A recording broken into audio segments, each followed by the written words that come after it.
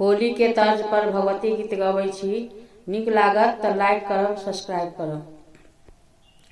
काली माठ पर, काली माठ पर नटुआ नचाएब सखिया माता माठ पर।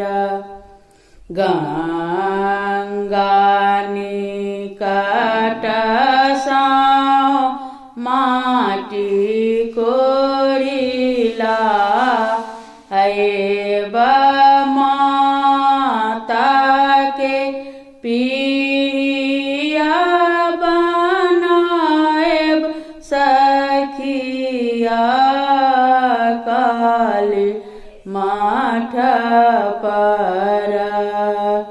काली माठ पर नटुआ नचाएब सखिया काली माठ पर।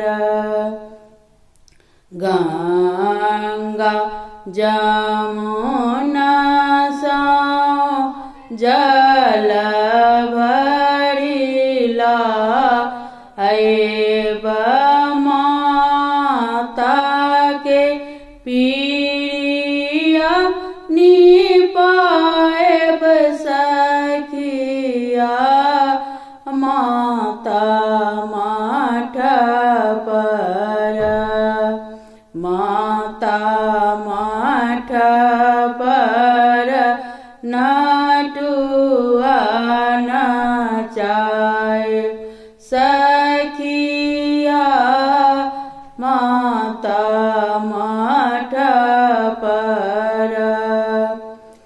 मलिया अंगन सँ मौरी मंगा आएब पटवा आंगन सँ आचरी मंगाएब।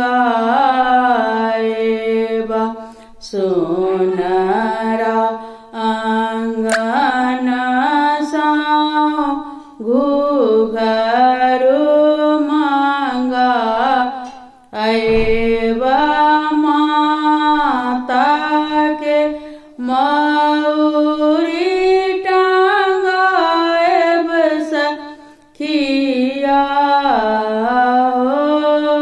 माता के आचरी टांगाएब सखिया काली माठ पर।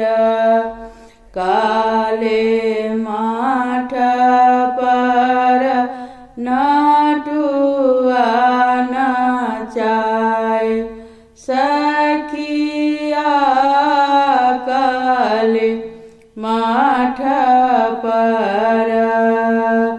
सोनरा आंगन सँ घुघरू मंगाएब माता के घुघरू टांगाएब सखिया माता माठ पर।